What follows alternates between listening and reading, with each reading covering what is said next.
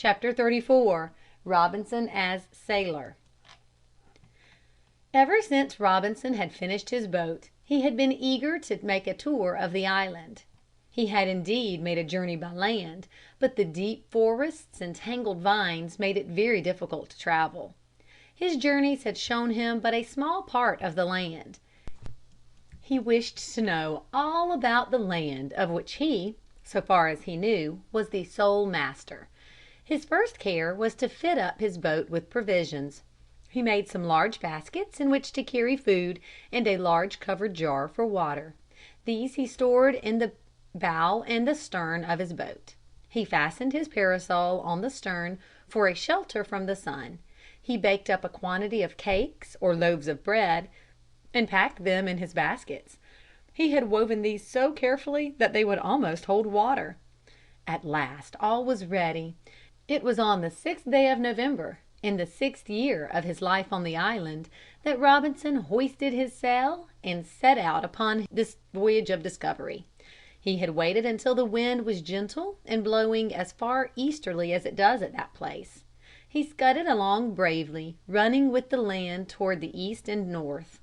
All went well until he came to a low reef or ledge of rocks running far out to sea in a northeasterly direction.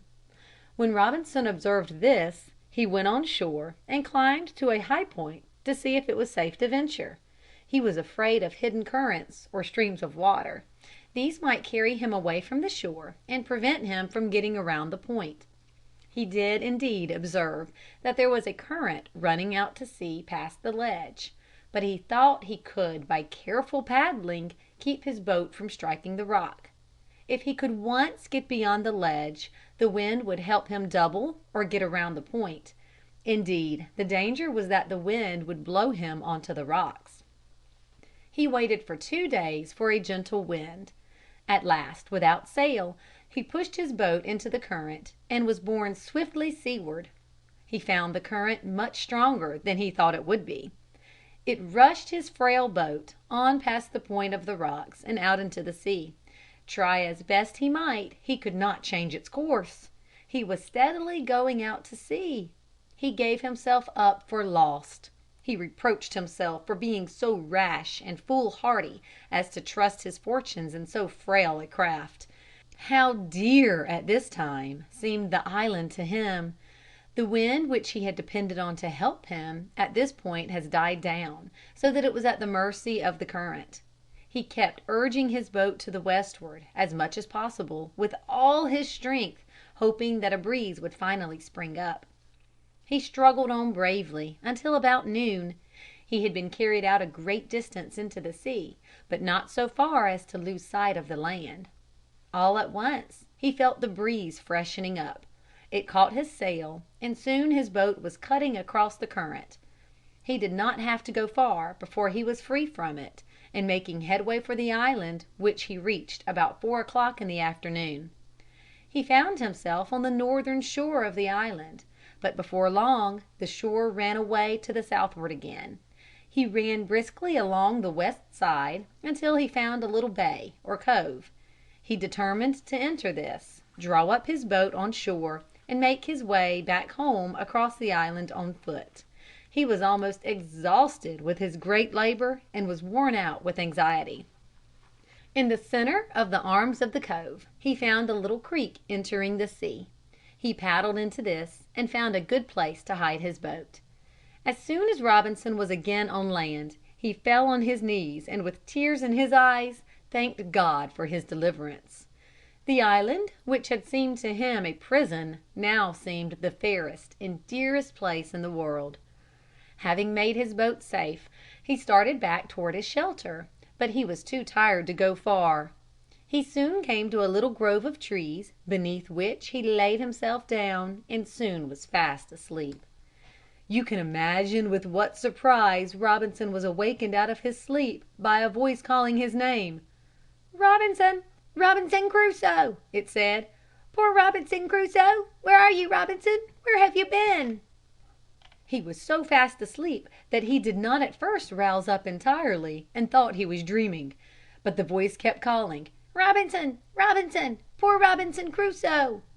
He was greatly frightened and started up, but no sooner were his eyes opened than he saw his parrot sitting on a branch of a tree. He knew at once the source of the voice. Polly had missed her master and was also exploring the island. It was a pleasant surprise. She immediately flew to him and lit on his shoulder. She showed in many ways how glad she was to see him and kept saying, "Poor Robinson Crusoe! Poor Robinson Crusoe!" Robinson remained here overnight and the next morning made his way back to the shelter. Up to this time Robinson had never seen any dangerous animals on the island. He had grown used to life there and went about without fear of animals.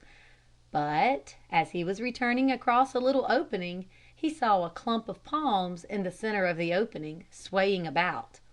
He did not at first see what caused this, but soon there was thrust out the head of a great serpent. Its jaws were open and its eyes were fixed on a poor terrified little rabbit. The rabbit seemed rooted to the spot. It could not stir a muscle and was soon caught in the folds of the great snake. This sight made Robinson greatly afraid. He wanted to rush to the rescue of the rabbit, but what could he do against such a foe? He resolved in the future to keep a more careful watch and always to sleep in his bower. Robinson had enough of exploring for some time. He was contented to remain at home. He made many things he needed. He had saved all the skins of the goats he had killed for meat and all that had died from any cause. These he made into rugs for his bed. He kept at his loom, too, for he was anxious to weave enough of his coarse cloth to make him a suit of clothes. He learned how to braid mats and rugs out of his fiber, and finally replaced his awkward hat and parasol with others braided very skillfully from the long grasses that grew so abundantly in the marshy places. Another thing that Robinson was now able to make or weave out of his fiber was a hammock. He had slept all this time on a bed made of poles laid lengthwise and thickly covered with the skins of goats and rabbits. Now he could have a comfortable place to sleep. He did not stop until he had made two. One was for the bower and the other was for use out of doors. When his work was done in the evening or in the heat of midday he would lie in it at full length under the shade of the trees. Chapter 34. Robinson as Sailor.